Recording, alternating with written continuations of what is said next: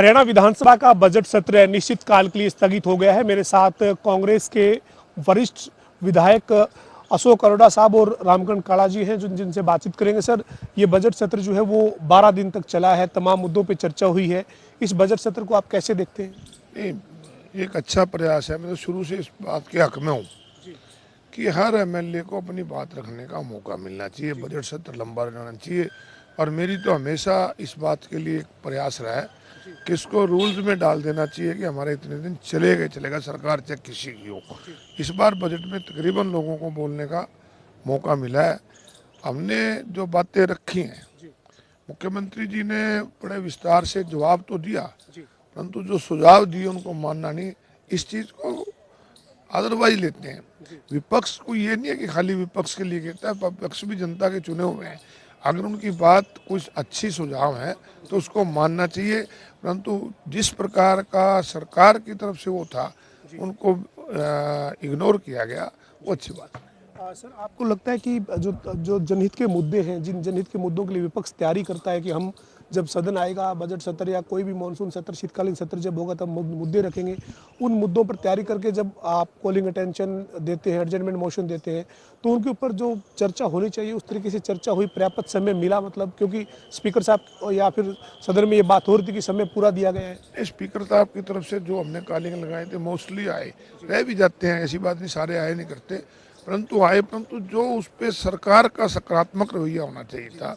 मैं मानता हूँ कि बड़े गंभीर इशू आए, उन पे चर्चा भी हुई, सरकार ने मानना भी, परंतु उस पर जब तक कार्य ना होना फिर जनता को फायदा नहीं होता। रामकरण काला जी, आप दूसरी बार के विधायक हैं, आपको लगता है कि सदन में तमाम जो सदस्य हैं उनको पूरा अवसर दिया जा रहा है बोलने के लिए? इस बार के बजट सत्र का अनुभव कैसा रहा आपका? देखो, आज इस सदन में सबको टाइम दिया बोलने का, बड़ा अच्छा सदन चले, बस सबको मान सम्मान दिया।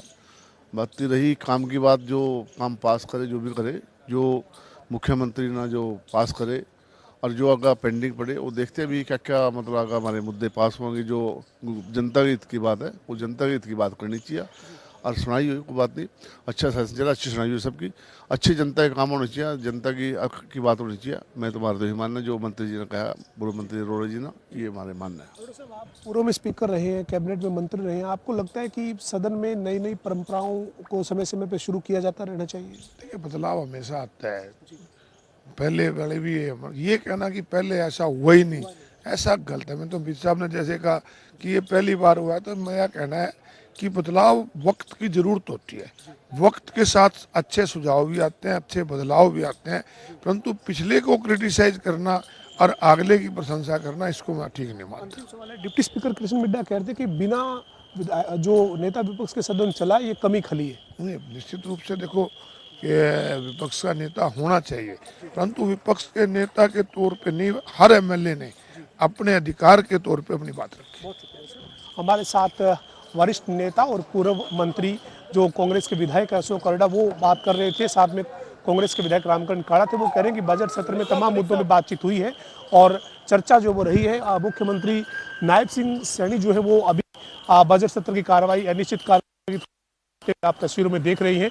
तो ये हरियाणा का जो बजट सत्र चला है उसकी तस्वीरें हैं, और साथ ही साथ जो है वो कांग्रेस के विधायक और पूर्व स्पीकर अशोक अरोड़ा से, और साथ ही रामकरण काला जो कांग्रेस के विधायक हैं, उनसे आज जनता टीवी ने खास बातचीत करते हुए पूरे बजट सत्र की जो कार्रवाई है उसको लेकर अपनी बात रखी है।